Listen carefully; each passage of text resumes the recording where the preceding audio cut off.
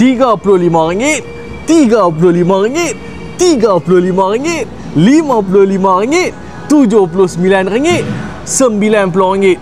Ini kedai memang kedai paling gila di bumi Pulau Pinang ni. Masih ingat lagi Al-Sabil Syed Talam yang aku kata owner dia cepat nak masuk syurga? Kali ni memang betul-betul terang lagi bersuluh, dia memang betul-betul cepat nak masuk syurga. Tapi sekarang daripada berpindah ke cabai kering steamboat, sebab cabai kering steamboat dah tutup dah, so daripada berpindah ke sana, tempat makan lagi luas dan lagi selesa. Ini kedai memang gila. Apa nak tahu macam-macam lagi yang menarik kat sini? Apa layan video ni sampai habis. Al-Sabil Syed Talam, jom let's go. Sotong buncit Syed Talam RM90. Yang ni paling aku tak sabar nak try. Yang ni antara menu terbaru dia lah. Di dalam ni ada nasi Arab, Faizal. Tu nasi Arab dia bubuh, dia mereka dia bubuh di dalam sotong.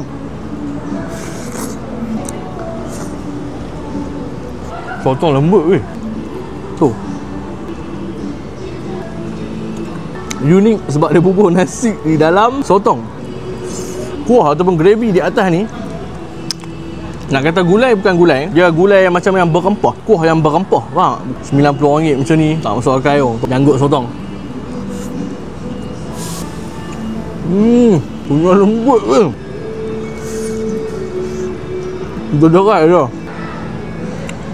Seumur hidup aku tak bisa jumpa lagi macam ni. Memang portion sangat-sangat banyak. Harga RM90, super berbalik weh. Yang ni set talam shank dia. Dapat 4 ketul macam ni, sekali dengan nasi Arab 4 portion juga, RM79. Aku berani kerat jari lah. Aku rasa mana tempat pun takkan dapat lah harga macam ni weh. Dia punya token ni aku tak tahu lah dapat supplier harga murah ke, ataupun memang niat dia ikhlas untuk meniaga sambil bersedekah ke, aku pun tak sure.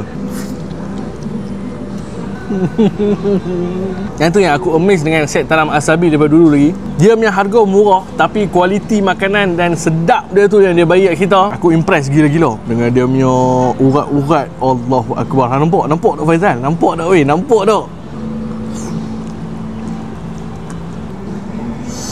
Bong dengan nasi.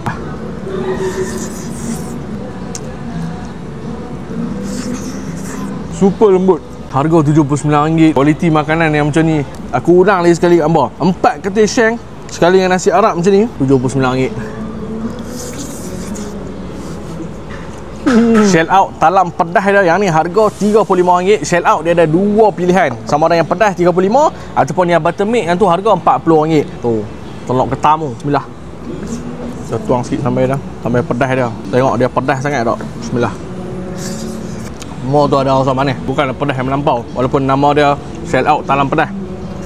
Banyak weh. RM35 mat. Hang nak komplain apa lagi? Portion macam ni dia bagi hang. Hang nak komplain apa? Beritahu mai kat aku. Dekat Al-Sabil Syed Talam je hang dapat macam ni weh. Yang ni dia punya set add on. Dalam satu talam ni ada udang dan juga sotong. Sotong bukan sotong ring tau. Memang sotong